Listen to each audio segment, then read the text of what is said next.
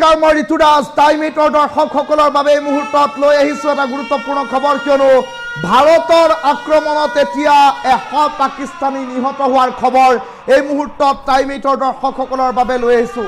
কিয়নো এতিয়া নিশাৰ ভাগত ভাৰতে চলাইছে পাকিস্তানৰ ওপৰত ভয়ংকৰ মিছাইল আক্ৰমণ, আৰু ভাৰতে এতিয়া পাকিস্তানৰ ওপৰত মিছাইল আক্ৰমণ চলাই ভয়ংকৰ ৰাফেল বিমান এতিয়া ভাৰতলৈ সুকলমে সগৌৰৱেৰে ঘূৰি আহিছে।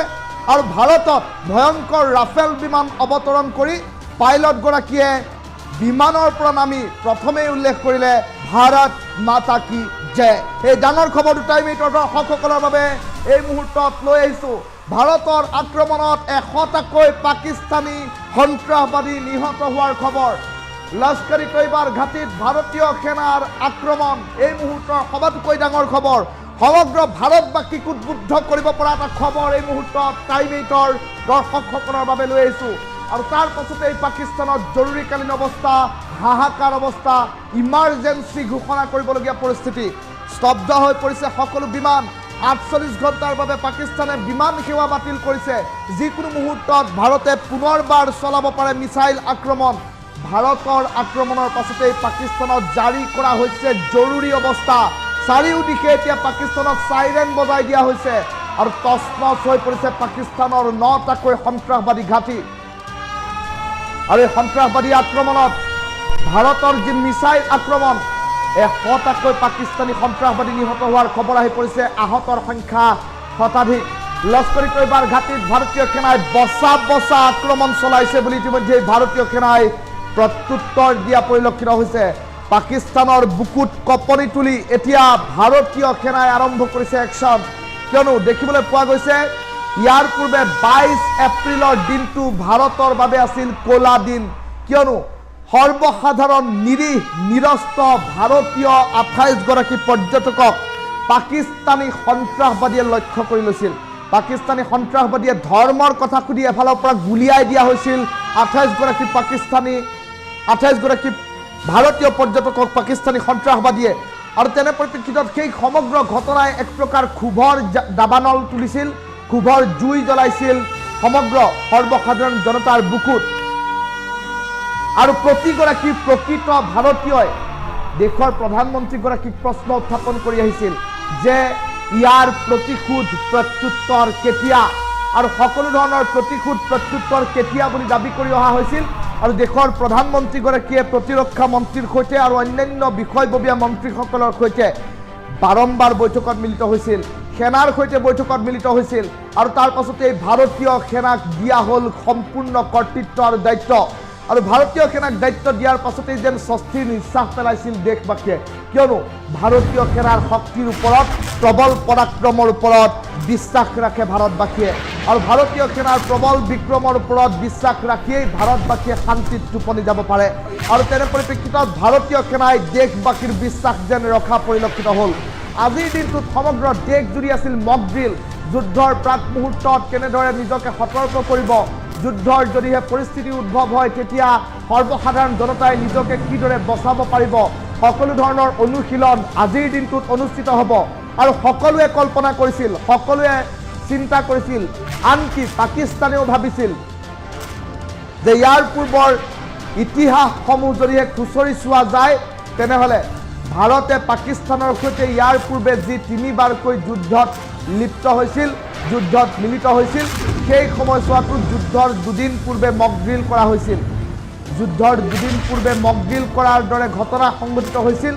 আৰু তেনে পৰিপ্ৰেক্ষিতত এতিয়া আজিৰ দিনটোত যিহেতু ভাৰতীয় সেনাই মক ড্ৰিল ৰাখিছে, গতিকে হয়তো 2-3 দিনৰ পিছতেই যুদ্ধ অৱশ্যম্ভাৱী এনেধৰণৰ পৰিকল্পনা আছিল। কিন্তু পুৱতি নিশা ভাৰতীয় সেনাই চলালে এটেক, আৰু তাৰ পাছতে দেখিবলৈ পোৱা গ'ল এতিয়া আউট অফ চিলেবাছ আক্ৰমণ লাভ কৰি পাকিস্তানৰ হাহাকাৰ। আন এটা বিগ ব্ৰেকিং এই মুহূৰ্তত টাইম এইটৰ দৰ্শকসকলৰ বাবে লৈ আহিছোঁ। কাশ্মীৰৰ স্কুল কলেজ সকলো বন্ধ কৰি দিয়া হৈছে। কাশ্মীৰৰ স্কুল কলেজ বন্ধ কৰি দিয়া হৈছে আৰু সমান্তৰালকৈ পাকিস্তানত মেডিকেল ইমাৰ্জেঞ্চি জাৰি কৰি দিয়া হৈছে। সবাতোকৈ ডাঙৰ খবৰটো টাইম এইটৰ দৰ্শকসকলৰ বাবে লৈ আহিছোঁ। লস্কৰী তৈবাৰ লগতে জৈশ-ই-মহম্মদৰ ঘাটিত আক্ৰমণ চলালে ভাৰতীয় বায়ুসেনায় 24টাকৈ মিসাইলেৰে আক্ৰমণ ভাৰতীয় সেনাৰ আৰু লেজাৰ গাইডেড মিসাইলেৰে আক্ৰমণ কৰিছে বুলি ইতিমধ্যে প্ৰাথমিক খবৰ আহি পৰিছে। কাশ্মীৰৰ স্কুল কলেজ সকলো বন্ধ কৰি দিয়া হৈছে। নতুন ব্ৰেকিং আপডেট টাইম 8ৰ দৰ্শকসকলক এই মুহূৰ্তত জনাইছো। Time 8 war breaking. পাকিস্তানত মেডিকেল ইমাৰ্জেন্সি ঘোষণা কৰি দিয়া হৈছে। লস্কৰী তৈবাৰ লগতে জৈশ ই মহম্মদৰ ঘাটিত ইতিমধ্যে আক্ৰমণ চলিছে। সবাতোকৈ ডাঙৰ খবৰ বিগ ডে টাইম 8ৰ দৰ্শকসকলক এই মুহূৰ্তত জনাইছো। যি সময়ত সমগ্ৰ দেশবাসী মক ড্ৰিলৰ বাবে সাজু হৈ আছিল, যি সময়ত সকলো মক ড্ৰিলৰ বাবে সাজু হৈ আছিল, চাইৰেন বাজিলে কিদৰে নিজকে ৰক্ষা কৰিব সেই কথা শিকিবৰ বাবে, সেই কথা জানিবৰ বাবে যিদৰে সমগ্ৰ দেশবাসী উৎসুকতাৰে ৰৈ আছিল। পাকিস্তানেও ভাবিছিল মক ড্ৰিল কৰাৰ পাছতহে হয়তো সিদ্ধান্ত লোৱা হ'ব। পাকিস্তানক সাজু হ'বলৈ সময় দিয়া নহ'ল।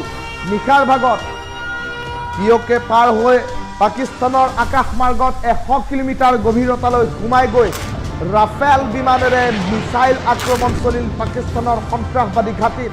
9টাকৈ সন্ত্ৰাসবাদী ঘাটিত মিছাইলেৰে আক্ৰমণ চলাই পাকিস্তানৰ সন্ত্ৰাসবাদী ঘাটি মাটিৰ লগত মিহলি কৰি থৈ আহিল ভাৰতীয় বায়ুসেনাই। আৰু 100 পাকিস্তানী সন্ত্ৰাসবাদী নিহত হোৱাৰ খবৰ, শতাধিক আহত হোৱাৰ খবৰ এই মুহূৰ্তত আহি পৰিছে। আৰু তাৰ পাছতেই পাকিস্তানত এতিয়া মেডিকেল ইমাৰ্জেন্সি ঘোষণা কৰা হৈছে আৰু স্কুল কলেজ বন্ধ কৰি দিয়া হৈছে, বিমান সেৱা বন্ধ কৰি দিয়া হৈছে। এক প্ৰকাৰ জৰুৰীকালীন অৱস্থা এতিয়া পাকিস্তানত জাৰি কৰিবলগীয়া পৰিস্থিতিৰ উদ্ভৱ হৈছে। আৰু আমেৰিকাই ইতিমধ্যে সমগ্ৰ আক্ৰমণ সন্দৰ্ভত প্ৰতিক্ৰিয়া ব্যক্ত কৰিছে, পাকিস্তানক প্ৰত্যুত্তৰ নিদিবলৈ আহ্বান জনাইছে।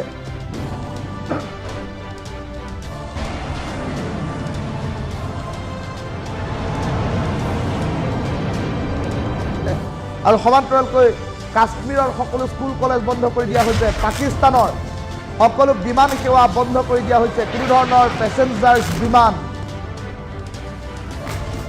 যাত্ৰা কৰিব নোৱাৰিব এই সময়ছোৱাত। জৰুৰীকালীন অৱস্থাৰ ঘোষণা কৰাৰ খবৰ এই মুহূৰ্তত আহি পৰিছে। এটা ডাঙৰ খবৰ টাইম 8ৰ দৰ্শকসকলক জনাইছো।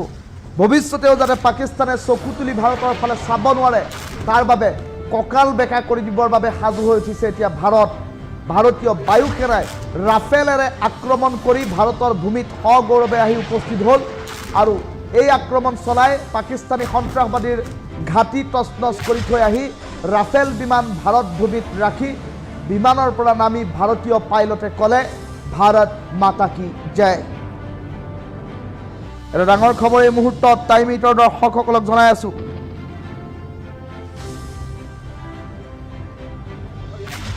ভাৰতৰ আক্ৰমণত 100 পাকিস্তানী নিহত হোৱাৰ খবৰ এই মুহূৰ্তত আহি পৰিছে। পাকিস্তানীৰ ঘাটিত ভাৰতীয় সেনাৰ লক্ষ্য আৰু বৰ্তমান পাকিস্তানৰ হাহাকাৰ, ইমাৰ্জেন্সি জাৰি কৰিবলগীয়া হৈছে পাকিস্তানত। সকলোতকৈ ডাঙৰ খবৰটো টাইম 8ৰ দৰ্শকসকলৰ বাবে এই মুহূৰ্তত লৈ আহিছোঁ, কিয়নো আজিৰ দিনটোত সমগ্ৰ ভাৰতবাসী ৰৈ আছিল মক ড্ৰিলৰ বাবে। আৰু মক ড্ৰিলৰ বাবে ভাৰতবাসী ৰৈ থাকোঁতে দেখিবলৈ পোৱা গ'ল ভাৰতে খবৰ নিদিয়াকৈ আক্ৰমণ চলালে। আউট অফ চিলেবাছ কাৰ্যসূচী ভাৰতে ৰূপায়ণ কৰা পৰিলক্ষিত হ'ল, য'ত পাকিস্তানে ততেই ধৰিব নোৱাৰিলে ভাৰতে কি পৰিকল্পনা ৰচিলে। কিয়নো মক ড্ৰিল আজিৰ দিনটোত আছিল আৰু মক ড্ৰিলৰ পাছতহে সচৰাচৰ যুদ্ধৰ বাবে আৰম্ভ হয় শংখনা। আৰু তাৰ মাজতে দেখিবলৈ পোৱা গৈছে এতিয়া ভাৰতে ৰণসিঙা বজোৱাব বুলি ভাবি আছিল। আজিৰ দিনটোত ভাৰতে বজাব ৰণসিঙা আৰু তাৰ পাছত যুদ্ধ আৰম্ভ কৰিব। এক প্ৰকাৰ পৰিকল্পিতভাৱে সুশৃংখলিতভাৱে যুদ্ধ আৰম্ভ কৰিব বুলি এক প্ৰকাৰ সকলোৱে কল্পনা কৰি আছিল। কিন্তু ভাৰতীয় সেনাৰ প্ৰবল বিক্ৰম, যুদ্ধৰ কোনো নিয়ম নাই আৰু তাৰ পৰিৱৰ্তে প্ৰতিশোধৰ কোনো নিয়ম নাই, প্ৰতিশোধৰ কোনো পৰিধি নাই। আৰু তাৰ ফলশ্ৰুতিত তাৰ পৰিপ্ৰেক্ষিতত এতিয়া দেখিবলৈ পোৱা গৈছে ভাৰতীয় সেনাই মক ড্ৰিলৰ প্ৰাক মুহূৰ্ততেই পুৱতি নিশা ৰাফেল বিমান লৈ সগৌৰৱেৰে সোমাই গ'ল, প্ৰবল পৰাক্ৰমেৰে সোমাই গ'ল পাকিস্তানৰ ভিতৰত। 100 কিলোমিটাৰ গভীৰতালৈ সোমাই গৈ শক্তিশালী ৰাফেল বিমানেৰে আকাশী মাৰ্গৰ পৰা চলালে আক্ৰমণ আৰু 9টাকৈ সন্ত্ৰাসবাদীৰ বচা ঘাটিত আকাশ মাৰ্গেৰে চলিল আক্ৰমণ। আৰু আকাশ মাৰ্গেৰে চলা এই আক্ৰমণৰ পাছত পৰিস্থিতি ভয়াৱহ পাকিস্তানত মেডিকেল ইমাৰ্জেঞ্চি ঘোষণা কৰিবলগীয়া পৰিস্থিতিৰ উদ্ভৱ হৈছে আৰু আনফালে দেখিবলৈ পোৱা গৈছে পাকিস্তানত বন্ধ কৰি দিয়া হৈছে সকলো ধৰণৰ বিমান যাতায়াত বিমান চলাচল বন্ধ কৰি দিয়া হৈছে স্কুল কলেজ বন্ধ কৰি দিয়া হৈছে ঘৰৰ ভিতৰতে প্ৰতিগৰাকী লোকক সোমাই থকাৰ আহ্বান জনোৱা হৈছে আৰু ভাৰতীয় সেনাই ইতিমধ্যে নিজৰ শক্তি দেখুৱাইছে আৰু এআই ভাৰতীয় সেনাৰ শক্তি এআই ইণ্ডিয়ান আৰ্মিৰ শক্তি আৰু তাৰ মাজতে দেখিবলৈ পোৱা গৈছে ভাৰতীয় নৌ সেনাই লেজাৰ গাইডেড মিছাইলসমূহ সাজু কৰি আছে ভাৰতীয় বায়ু সেনাই ইতিমধ্যে MiG-29 মিৰাজ 2000 সুখয় 30 আৰু অন্যান্য যিসমূহ যুঁজাৰু বিমান ফাইটাৰ জেটসমূহ ইতিমধ্যে সাজু কৰি ৰখা হৈছে যিসমূহ বিমানে খেদি আক্ৰমণ কৰিব পৰা শক্তি বুকুত কঢ়িয়াই ফুৰিব পাৰে আৰু পেহেলগামত 22 এপ্ৰিলত সংঘটিত ভয়ংকৰ নাৰকীয় কাণ্ডৰ পাছত এতিয়া দেখিবলৈ পোৱা গ'ল ভাৰতে পাকিস্তানৰ বিৰুদ্ধে প্ৰথমটো প্ৰতিশোধ আৰম্ভ কৰিছে সকলোৱে ভাবিছিল ভাৰতে বজাব ৰণসিঙা সংঘাত কৰিব যুদ্ধৰ এক প্ৰকাৰ পৰিকল্পিত নিয়ম মানিব আৰু তাৰ পাছতে এয়া যুদ্ধ আৰম্ভ কৰিব তেনেধৰণৰ সকলোৱে ভাবি আছিল কিন্তু তেনেধৰণৰ ভাবি থকা কোনো ধৰণৰ পৰিকল্পনাই কৰা নহ'ল কোনো ধৰণৰ চিন্তা তেনেধৰণৰ কৰা নহ'ল ডাইৰেক্ট আক্ৰমণহে আৰম্ভ কৰিলে ভাৰতীয় সেনাই তেনে পৰিপ্ৰেক্ষিতত ইয়াৰ পূৰ্বতে কিন্তু দেশৰ প্ৰধানমন্ত্ৰীগৰাকীয়ে মন্তব্য প্ৰকাশ কৰিছিল যি আক্ৰমণ হ'ব যি প্ৰতিশোধ হ'ব সেয়া পাকিস্তানে কল্পনা কৰিব নোৱাৰা ধৰণৰ আক্ৰমণ চলিব পাকিস্তানৰ ওপৰত সেই কথা বাৰম্বাৰ দেশৰ প্ৰধানমন্ত্ৰীগৰাকীয়ে উল্লেখ কৰিছিল আৰু তেনে পৰিপ্ৰেক্ষিতত এতিয়া দেখিবলৈ পোৱা গৈছে ভাৰতীয় সেনা পাকিস্তানৰ ওপৰত হাল্লাবোল আৰম্ভ কৰা পৰিলক্ষিত হৈছে যাৰ ফলশ্ৰুতিত 100 পাকিস্তানী নিহত হোৱাৰ খবৰ এই মুহূৰ্তত আহি পৰিছে ভাৰতৰ